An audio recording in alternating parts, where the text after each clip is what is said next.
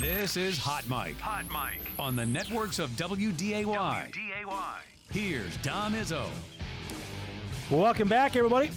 Hour 2 of Hot Mike, ready to rock and roll. About a half hour from now, Thompson head baseball coach Nate Solis will join us, get us ready for the State B baseball tournament, which gets going on Thursday out in Jamestown. We were highlighting yesterday the top performances from this past year's North Dakota State track and field meet, which wrapped up on Saturday out in Bismarck. Week prior to that was the Summit League track championship that took place in Fargo. Our next guest actually has shined in both of those events, and now he's got a chance to go to the NCAA Track Championships in Tracktown, USA in a few weeks in Eugene, Oregon. Kindred's Paul Olson joins us on the show live direct from Arkansas, where the NCAA West Regionals get underway tomorrow. It's great to see you. I think immediately of when you came on the show 4 years ago after you were deciding, I'm going to give track a try, and now you're going to the NCAAs in the decathlon, man. Congratulations. Tell me about this performance and what this means to you personally of getting a chance to go there. Well, first of all, I just appreciate you having me on. It's been a crazy ride, but thanks to our Lord and Savior Jesus Christ, He gives me reason to do everything. Him dying on the cross allows me to compete freely and do everything in His glory. But it's been a lot of fun. It's a lot of fun to see Zach do it, obviously, and then it's like kind of that big brother thing where you see him do it and you're like, I want to do that. I don't want to be sitting at home all the time. So having him push me has just been a lot of fun, and it's been really helpful in my career as well. Take us back, for people that don't know this, the basketball, I think everybody thought was your jam. Literally, that's what you were going to go do. Give us the backstory of just literally going out for the high jump and then take it from there. Yeah, well, the plan, I tried it that fall with Coach Gramish. He just had me out in the Kindred parking lot one day trying to high jump, and I enjoyed it a little bit. I enjoyed it enough to give it a try in the spring. And I was like, okay, I'm not going to do any running. I'm just going to jump. We'll just see how it goes. And then before the first meet, I was like, okay, you can put me in the 60. It's not that long. It's not hard. It's not hard to run. So tried that. And then after that, the high jump went well, and everything else just kind of took off. Started doing all the other sprints and a little bit of long jump, but I wasn't that good at that in high school. So just kind of took off from there. Yeah. Went well. I believe you set a state record in it, correct? I'm not sure if it was a record or not, but it was good enough. It was good enough is right. Did you immediately hey, I like this? You had success with it, or did it take a bit to say, I think this is something I want to pursue more?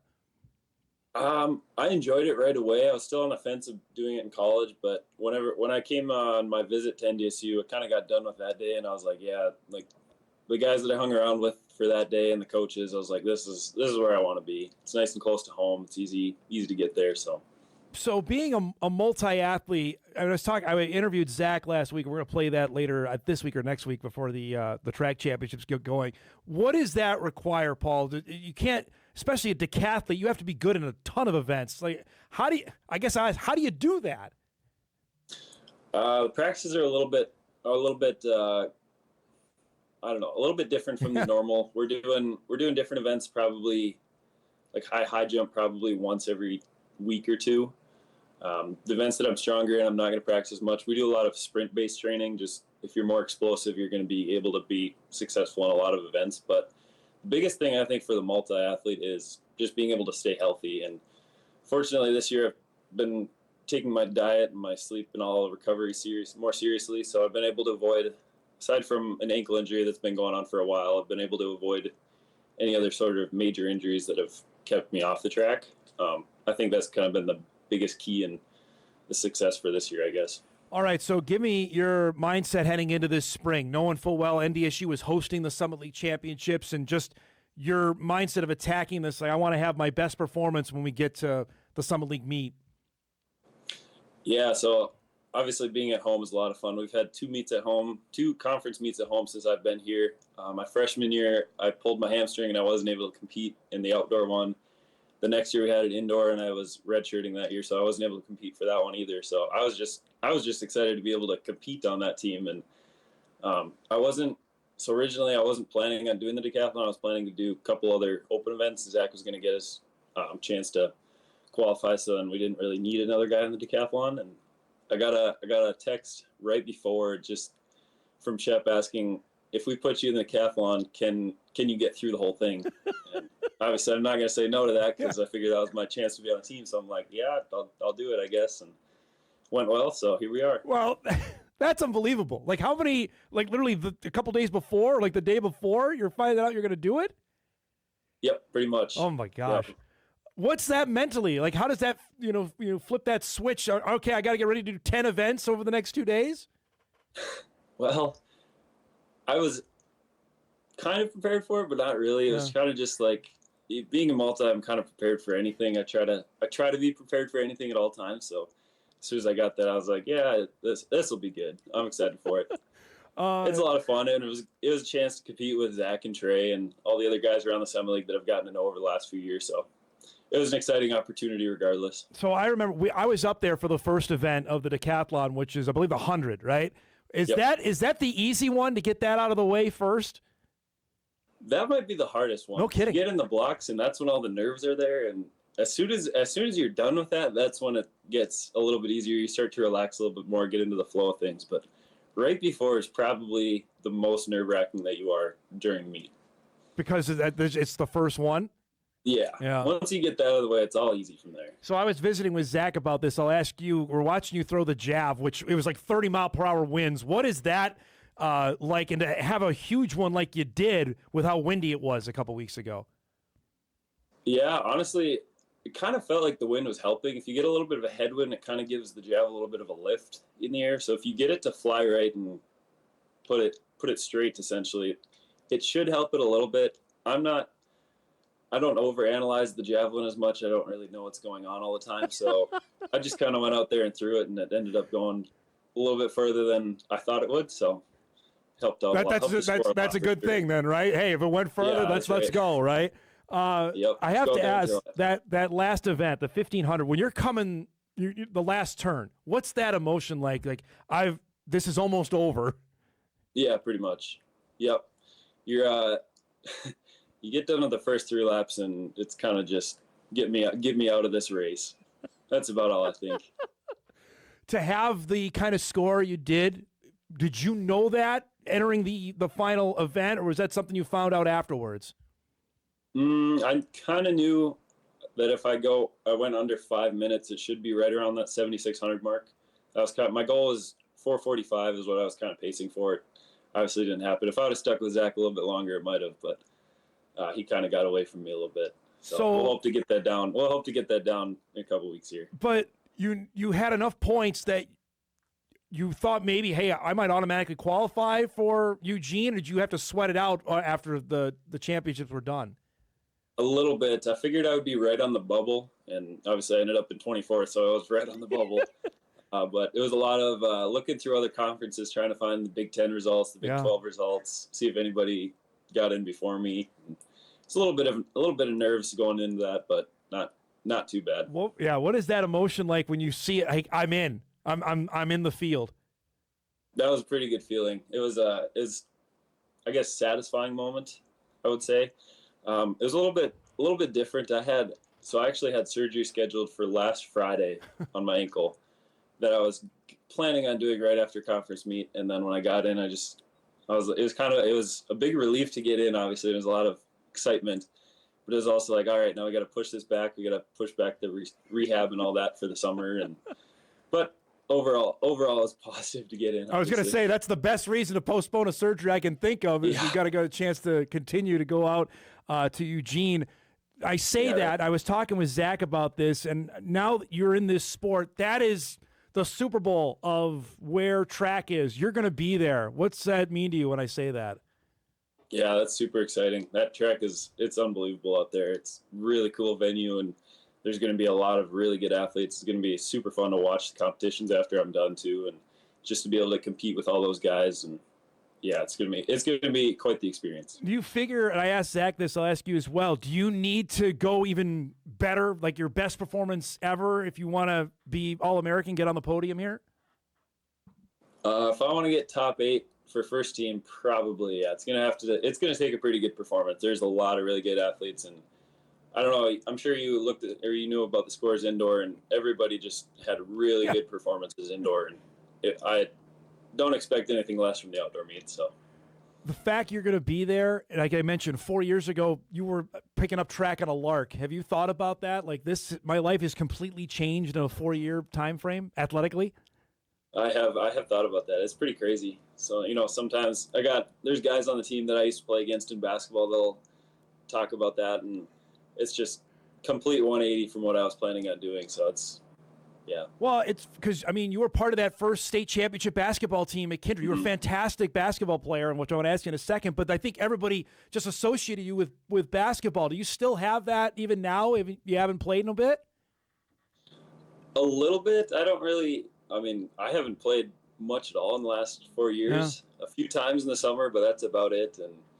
And I am excited for when I'm done and able to go back. I know my buddy Max always talks about going and playing men's league tournaments when I'm done with track. Me and Jaden, and he's so excited to play with us, and I'm excited to go back and be able to do that stuff too. But just not yet, not quite yet. Well, I was talking with Zach. Do you guys hoop it up in the shack? Like, can you still throw it down like you did in high school? Oh yeah.